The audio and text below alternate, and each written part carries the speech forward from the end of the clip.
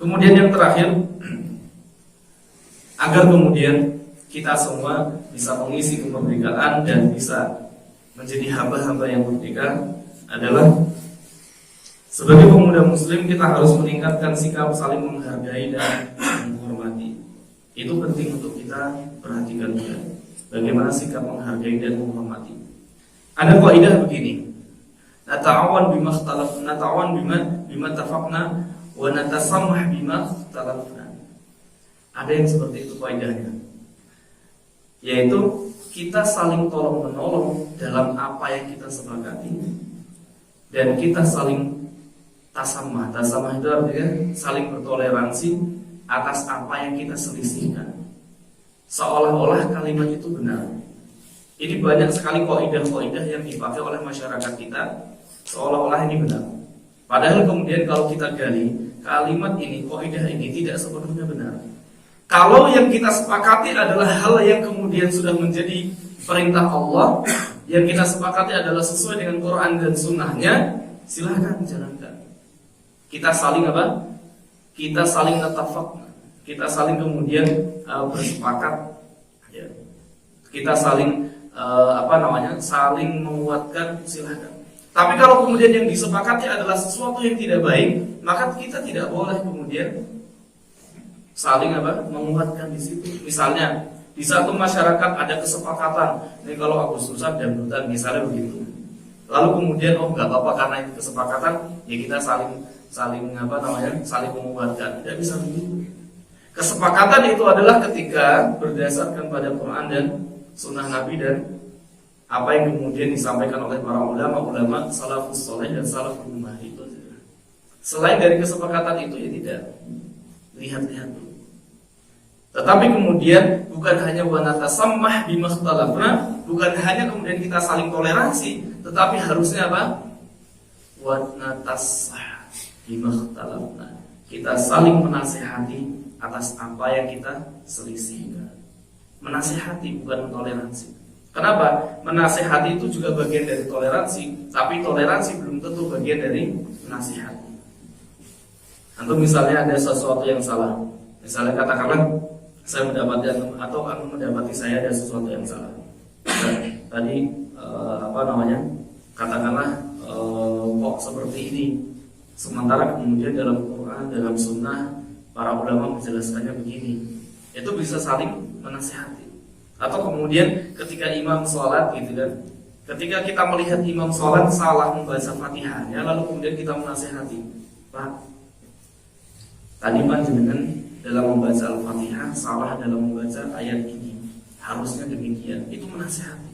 Bukan kemudian saya berselisih dengan beliau, lalu katakanlah dengan imamnya yang salah tadi misalnya, lalu kemudian enggak apa-apalah, kita saling toleransi saja. Itu tidak bisa. Toleransi itu dalam hal-hal yang bisa ditoleransi. Kalau hal-hal yang urgent seperti itu misalnya, itu tidak bisa ditoleransi. Nah, maka tadi ayatnya yang sering kita hafal, dan bahkan kemudian ayat ini adalah satu ayat sebelum ayat yang sering dikenal sebagai ayat yang Muhammadiyah, yaitu surah Al-Imran ayat 103, wa'tasimu bihablillahi jami'an wa la tafarraqu. Perhatikan ayat ini, Pak, ini penting. Kadang-kadang kaidah begini, ini kaidah dalam usul fikih dan kaidah dalam usul tafsir. Wa'tasimu, ketika ada sebuah kalimat perintah, maka kaidahnya adalah al-aslu fil umuril wujub hatta yadullu dalil alal khilafihi. Setiap dari perintah itu wajib. Ini kaidahnya. Setiap dari perintah itu wajib. Setiap perintah dalam Al-Quran itu wajib. Pada dasarnya wajib. Hatta yadullu dalil alal khilafihi, sampai datang sebuah dalil yang menyelisihi kewajiban itu. Maka panjenengan kalau membaca Al-Quran kok di situ mengandung perintah, maka itu berarti wajib untuk dilaksanakan. Maka jangan tanyakan, ada orang bertanya begini, apa bedanya perintah dan wajib? Ada orang tanya begitu. Lalu kemudian saya jawab, ini berarti belum belajar bahasa Arab, belum bahasa kaidah fikih ini. Karena perintah dan wajib itu tidak berbeda. Karena kaidah tadi, setiap dari perintah itu mesti wajib. Hatta yadullu dalil ala khilafi, sampai adanya dalil yang menyelisihi. Misalnya begini, tetap puasa itu kan wajib. kutiba alaikumusiyam dijelaskan langsung kutiba alaikumusiyam, diwajibkan untuk kalian untuk berpuasa. Tetapi puasa itu menjadi tidak wajib ketika apa? Ada masyaqqah, kesulitan. Untuk apa? Orang-orang yang safar, orang yang kemudian sedang menyusui, orang yang kemudian sakit menahun, itu tidak wajib. Tetapi ada sebagian yang harus diganti di hari yang lain, ada sebagian yang cukup dibayar dengan fidyah saja. Artinya ada dalilnya di situ. Nah, ketika kemudian kita berbicara surah Al-Imran ayat 103 tadi, wa'tasimu bihablillahi jami'a, berpegang teguhlah kalian atas kalian terhadap tali Allah, terhadap agama Allah secara bersama-sama. Itu tidak ada dalil yang menyelisihi untuk kita kembali kepada Allah ketika dalam masalah perselisihan. Bahkan kemudian di ayat yang lain bahkan lebih menjelaskan, ketika kita ada perselisihan maka kita diwajibkan untuk kembali kepada Quran dan Sunnah Nabi Allah Muhammad SAW. Maka tadi bagaimana kemudian kita saling menghormati dan menghargai adalah ya kita memahami porsi kita masing-masing.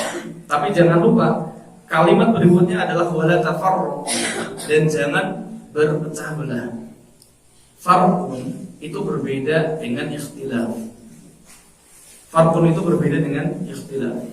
Kalau farqun itu adalah perbedaan yang sifatnya urgent, perbedaan yang sifatnya fundamental, perbedaan yang sifatnya hal-hal yang sifatnya akidah. Tapi kalau ikhtilaf itu adalah perbedaan yang sifatnya fiqhiyah, yang sifatnya pemahaman fikih saja. Tetapi Allah melarangnya adalah wala tafarraqu, jangan berpecah belah dalam hal yang kemudian sifatnya akidah. Tapi kalau yang bukan bersifat akidah tidak mengapa, selama dalam masa keilmuan yang ada. Maka kita juga harus bersikap saling toleransi dan menasihati untuk sesama pemuda, sesama kehidupan kita, agar kemudian kita mampu mengisi kemerdekaan ini dengan baik, terutama juga kemerdekaan diri kita. Jangan sampai negara kita merdeka tapi diri kita tidak merdeka. Bahkan kalau mau jujur, ada sebagian ini teman-teman saya mengatakan begini, ya Indonesia itu antara merdeka dan tidak merdeka. Merdekanya apa? Secara de facto dia merdeka, tetapi secara de jure dia merdeka, tapi secara de facto tidak merdeka. Artinya secara hukum Indonesia itu merdeka, tetapi secara substansi kenyataan itu tidak merdeka. Ini penjelasan dari Profesor Dr. Mansur Surya Negara. Beliau mengatakan begini, dahulu para ulama kita mengusir penjajah, itu bukan hanya penjajahnya yang diusir, tetapi apa? Sistem yang dibawa oleh penjajah itu juga ikut diusir. Sistem kapitalisme, imperialisme, itu semuanya diusir. Tetapi justru sekarang kita malah menghadirkan kembali sistem-sistem kolonial, sistem-sistem kapitalis, sistem-sistem yang kemudian menghancurkan masyarakat kita sendiri. Berarti kita mengkhianati pahlawan kita. Para ulama, pahlawan-pahlawan dahulu ketika mengusir penjajah, bukan hanya penjajahnya orang yang diusir, tetapi apa? Sistemnya juga diusir. Tetapi justru generasi muda kita sekarang malah menghadirkan kembali sistem-sistem kapitalisme itu, sehingga kemudian kehancuran Indonesia yang mesti akan terjadi kalau kemudian sistem kapitalisme itu akan terus muncul di Indonesia. Wallahu a'lam bishawab. Mudah-mudahan Allah berkahi negara kita menjadi baldatun thayyibatan, ya, menjadi negara yang berkah, negara yang kemudian diberkahi oleh Allah Subhanahu wa taala, menjadi negara yang damai dan mampu menjadi tempat bernaung di hari tua kita. Mudah-mudahan bermanfaat sedikit ini, dan mudah-mudahan menjadikan satu hal untuk introspeksi diri kita, bahwa lihat kondisi kita sekarang, apakah kemudian kita sudah layak untuk dijadikan oleh Allah Subhanahu wa taala untuk menjadi pemimpin umat kelak nanti atau belum. Introspeksi buat diri kita agar kemudian kita mudah-mudahan dilayakkan oleh Allah untuk menjadi penjaga agama kita dan menjadi penjaga bangsa kita. Wallahu a'lam bishawab. Nasallallahu wa fathul basyirul mu'minin. Wa akhiru da'wana alhamdulillahi rabbil alamin. Subhanallah wa bihamdihi, asyhadu an la ilaha illa anta, astaghfiruka wa atubu ilaik. Assalamualaikum warahmatullahi wabarakatuh.